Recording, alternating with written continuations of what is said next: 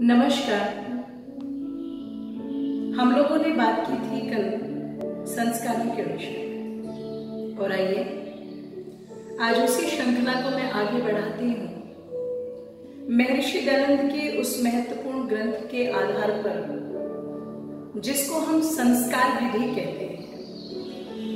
संस्कार विधि जो मानव निर्माण का वो खजाना है कि यदि कोई व्यक्ति गंभीरता से उस पर विचार करके और उसके अनुसार अपनी संतान का निर्माण करे तो इस बात में कोई संदेह नहीं है कि वो जैसा चाहे अपनी संतानों को वैसा बना सकता है, बशर्ते जो ऋषि ने वहां पर विधि बताई और निश्चित जो क्रियाएं बताई, अगर पति पत्नी दोनों मिलकर के अपने गृहस्थ रूपी जीवन में उनका प्रयोग अत्यंत श्रद्धा के साथ करते हैं तो निश्चित ये संभव है।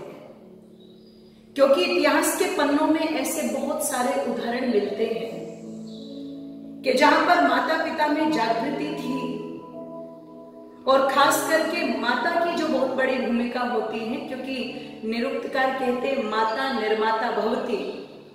एक मां अपने बालक का जैसा चाहे वैसा निर्माण कर सकती है, तो निसंदेह हमारे इतिहास के पन्ने इस सिद्धांत को सत्य साबित करते हैं।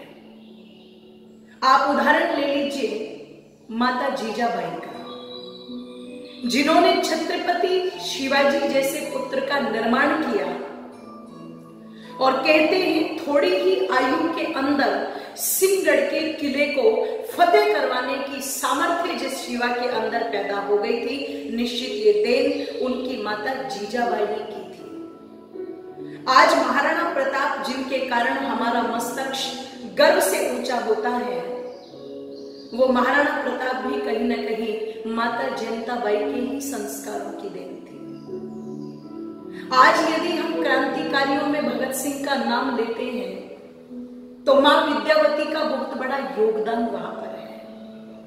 पर ध्यान रखिएगा, इन माताओं ने भी कहीं न कहीं वही पद्धति अपनाई थी जिस पद्धति का वर्णन महर्षि दयानंद ने संस्कार विधि के अंदर किया है। और ऋषि लिखते हैं कि अन्न और औषधियों के आधार पर आप जैसा चाहे वैसे बालक का निर्माण कर सकते हैं। पर ध्यान रखिएगा, किसी को बनाने से पहले स्वयं को बनना पड़ता है। एक किसान जब किसी खेत के अंदर कोई फसल बोने की योजना बनाता है तो सबसे पहले बीज देखता है, ये बीज अच्छा है या नहीं है। वो बीज की नस्ल को देखता है, क्योंकि वो भली प्रकार से जानता है कि यदि नस्ल अच्छी होगी तो फसल भी अच्छी होगी, यदि नस्ल ही अच्छी नहीं है तो फसल भी अच्छी होने वाली नहीं है। इसलिए आज के जो माता पिता हैं वो चाहते तो हैं कि हमारे घर में संस्कारी संतानें पैदा हो, हमारे अनुकूल व्यवहार करने वाली संतानें पैदा हो, लेकिन एक बार माता पिता स्वयं के हृदय में झांक करके देखें कि जिस संतति के ऊपर वे अपने स्वप्न की आधारशिला टिका करके चल रहे हैं, क्या उसको बनाने के पहले उन्होंने स्वयं का निर्माण किया, जो कि बहुत जरूरी था। ध्यान रखना, माता पिता अगर नस्ल है तो संतानें उनकी फसल है। अगर फसलों को अच्छा बनाना है तो पहले नस्लों को अच्छा बनाना पड़ेगा, और नस्लों को अच्छा बनाने का ही अगर कोई कारण है तो मुझे लगता है वह है संस्कार।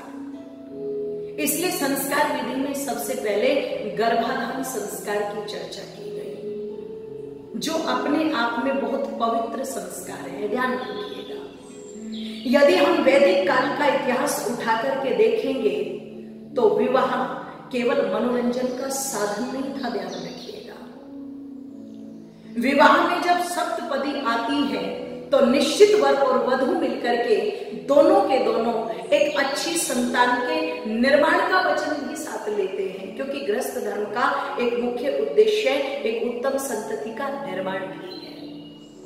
और उसी की आधारशिला में जो मुख्य संस्कार है वह है गर्भाधान संस्कार। एक पिता जो धर्मात्मा हो, अच्छे विचारों वाला हो, और एक मां जो निश्चित धर्म के अनुकूल व्यवहार करने वाली, पवित्र विचारधारा को रखने वाली और सदाचार का आचरण करने वाली, ये दोनों मिलकर के योजना बनाए। आप मकान की योजना बनाते हो कि हमें कैसा बनाना है। आप अपने घर के अंदर हर एक वस्तु को लाने से पहले उसकी योजना बनाते हो कि कैसे लानी है। तो निश्चित जिसके लिए ये सब व्यवस्थाएं आप खड़ी कर रहे हो, उस संतान के लिए भी माता पिता की योजना होनी चाहिए कि कैसी जीवात्मा चल करके उस माँ के गर्भ में आए।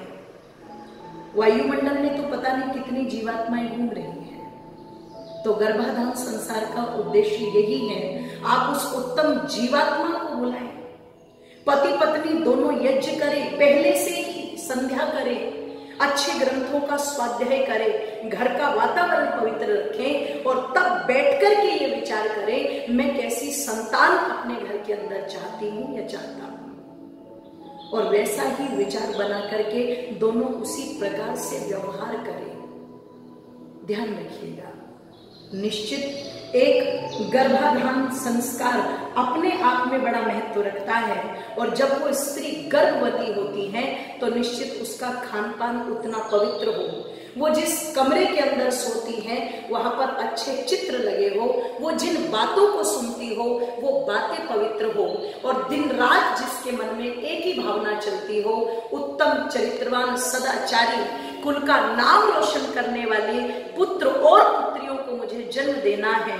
क्योंकि वेद भी कहता है मम पुत्रो शत्रुहणा मम दुहिता विराट। अगर बेटा हो तो शत्रुओं का हरण करने वाला, अगर बेटी हो तो विराट स्वरूप वाली। व्यभिचारियों की आवश्यकता नहीं है, चोर ठगों की आवश्यकता नहीं है, आतंकवादियों की आवश्यकता नहीं है, अत्याचार करने वालों की आवश्यकता नहीं है।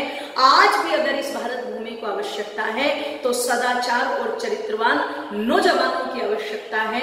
और वो नौजवान, वो चरित्रवान सदाचारी पीढ़ी अगर मिलेगी तो निश्चित इस गृहस्थ रूपी आश्रम से ही प्राप्त होगी। इसलिए गर्भाधान संस्कार अपने आप में बहुत विशेष संस्कार है। जैसा कि मैंने बताया, एक बीजारोपण करते समय किसान जिस प्रकार से खेत की अच्छी प्रकार तैयारी करता है, वैसे इस संस्कार के लिए पति पत्नी भी अपनी विचारधारा को इतना उत्तम बना करके चलें कि निश्चित उनके घर में एक उत्तम संतति पैदा हो। क्योंकि बड़ी सुंदर सी बात कही थी, मातृवान पितृवान आचार्यवान पुरुषो वेदः। एक माँ, एक पिता, एक आचार्य, ये तीनों मिलकर के संतान का निर्माण करते हैं। और कहा था किसी कवि ने कि पहली माता, दूजा पिता, तीजा शिक्षक आचार्य हो और इन तीनों के संरक्षण में मानवता का कार्य हो। वह संतान बड़ी भाग्यवान, माता पिता जिसके आर्य हो और आर्यों का ही निर्माण उत्तम अनिवार्य हो।